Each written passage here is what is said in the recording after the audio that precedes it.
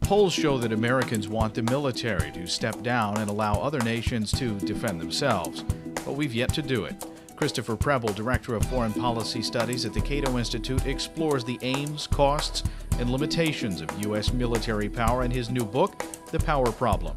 He talked about the book at the Cato Institute April 20th, 2009. The full event is available at cato.org. And it's interesting that even many of the advocates of our current strategy admit that this strategy is costly, difficult, and might ultimately prove futile. The most recent example of this I saw a couple weeks ago in the Washington Post. Jim Hoagland, he was speaking about the role the United States was going to play in the war within Islam. And he said, perhaps all we can accomplish is to buy time for mainstream Islamic forces in Pakistan, Afghanistan, and elsewhere to organize an effective response to the existential threat in their midst. That will be a costly and essentially thankless task for the United States, unquote.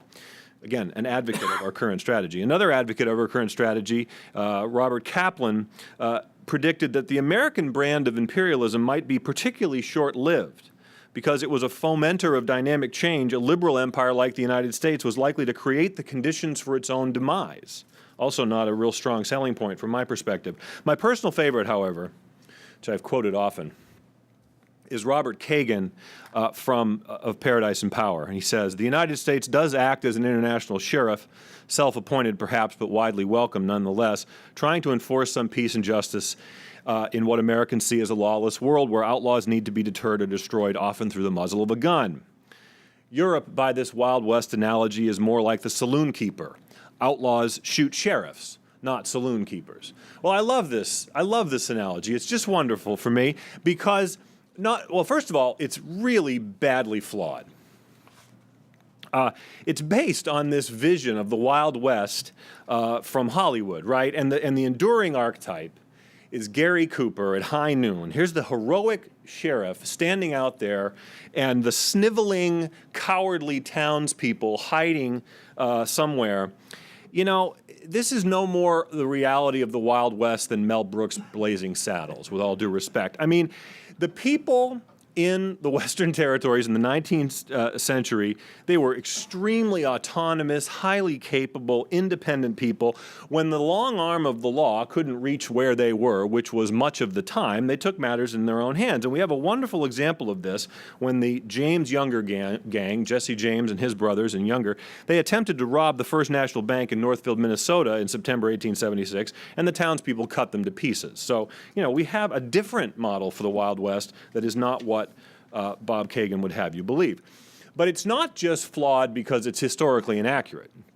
It's also curious if it's intended to increase public support for this mission. I mean, let's think about this. We are playing this role of embattled sheriff. We spend hundreds of billions of dollars every year providing security so that others don't have to. We take risks, including the chance of being shot by outlaws, but we supposedly expect nothing in return. In fact, a lot of times you hear people describe our strategy and we measure the success or failure of our efforts not by how well we are doing, but rather by how others are doing. And so I ask, why have we borne such costs and incurred such risks so that others may benefit from our largesse? Well, here's why I return to Sisyphus and the ancients, or we also could use Goliath. You know, Goliath, after all, he was strong and enormously powerful. That's why he was the most feared of the Philistines. But of course, his great strength was both a blessing and a curse. He was, of course, brought down by David's stone. But I wonder if our situation is not more akin to Sisyphus, the man condemned to roll an enormous rock up a mountain. And when the rock came to the summit, it would roll back down into the valley, and he'd begin this process anew for eternity. Well, I had to go back and check my story a little bit because, of course, people do know this story. We know about Sisyphus, but they don't really know, I think many people don't know, why is it the gods imposed this horrible punishment on Sisyphus? What did he do? It was so horrible. Well, it turns out he was a crafty man, and he tricked Persephone, the queen of the underworld, into allowing him to return to the world of the living. And when the gods figured this out, they retrieved him to Hades, and they were not content to merely retrieve him there, but they punished him. They figured the worst form of comeuppance for a crafty man like Sisyphus would be to perform an impossible task for eternity. So I wonder, several millennia from now, when historians take their children to the Children's Museum of wherever, and they're looking back on this period, and they see the United States standing bestride the world like a colossus, bearing the burdens of global hegemony on our shoulders, only to have them come crashing down on our heads over and over again. And these people will ask, what heinous crime did these Americans perpetrate on humanity? Who forced this costly, thankless, and likely impossible role upon the United States? Well, of course, I'm being a little too cute here. No one forced this on us. We took it on ourselves. We were not the victim of some accident of fate or science. Michael Mandelbaum calls American hegemony a gift to the world for which we are not paid. But you know, most people look upon this as an odd phenomenon, that we would retain this much power after the fall of the Soviet Union 2 decades hence now. But they tend to look on this as though they're observing the formation of galaxies on the edge of the universe, or some asteroid crashing into a planet off of Jupiter or something. It's though it were some odd phenomenon that we have no control over. But again, we chose this. This is not a random incident. This is an entire body of thought. You know, the basic outlines of our grand strategy trace back to 1992, when aides to then Secretary of Defense Richard Cheney, they sketched out the plans known as the Defense Planning Guidance, and the goal of U.S. foreign policy, it said, was to prevent the reemergence of a new rival capable of challenging U.S. power in any vital area, including Western Europe, Asia, or the territory of the former Soviet Union.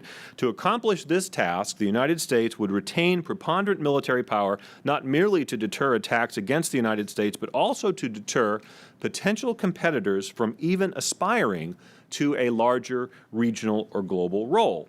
And since then, American hegemony, unipolarity, whatever you want to call it, has had many defenders. Charles Krauthammer dismissed the mere suggestion that the United States would seek to share the burdens of global governance as merely stupid. That's a direct quote, merely stupid. Just as the Defense Planning Guidance could conceive of no possible alternative to U.S. primacy, he dismissed the alternatives to global predominance as utterly impractical and stupid. My other personal favorite is Bob Kagan, again, writing with William Crystal in 1996, who declared that American hegemony is the only reliable defense against a breakdown of peace and international order. The only reliable defense.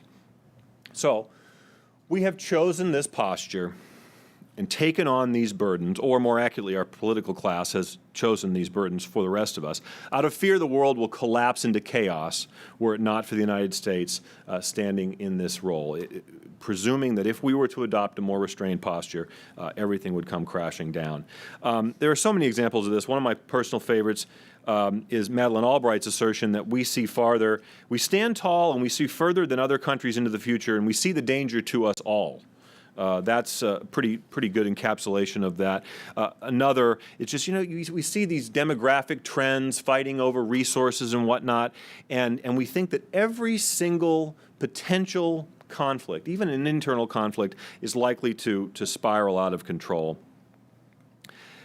My argument in this book, and it's an argument that I've been making for 6 years here at Cato, and it's an argument that, frankly, you know, I couldn't make at other institutions in this town or in this country, and it's a place like Cato that's been so incredibly supportive of my work. This fear of global chaos ensuing if the United States were to adopt a more normal role for a country of our size and status is largely overblown, right? I mean, failed states and civil wars rarely represent security threats to the United States. A civil war in Mexico? Yeah, maybe. Such conditions often, however, represent threats to other countries that should, in a normal world, be expected to deal with these crises long before they engulf the planet. In fact, there is little reason to believe that this world will descend into chaos because, after all, Just as our government is chiefly concerned about providing security for our citizens, other governments are presumably interested in the same thing. And because local chaos, much less global chaos, is not in their interest, we should expect them to play a larger role. And to the extent that they do not, I think it is largely by design, and I think that was extraordinarily short-sighted. Christopher Preble is author of The Power Problem: How American Military Dominance Makes Us Less Safe, Less Prosperous, and Less Free. He's also Director of Foreign Policy Studies at the Cato Institute. You can watch the full book event at cato.org.